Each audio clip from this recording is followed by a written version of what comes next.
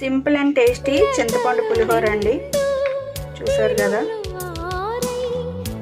సింపుల్గా చేయొచ్చు. తయారీ విధానం చూసేద్దాం.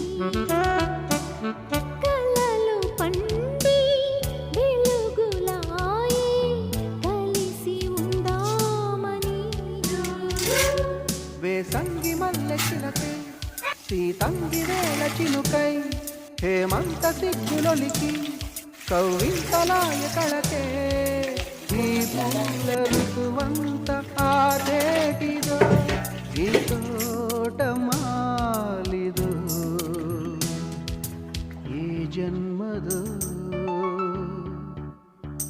ఈ సంబంధము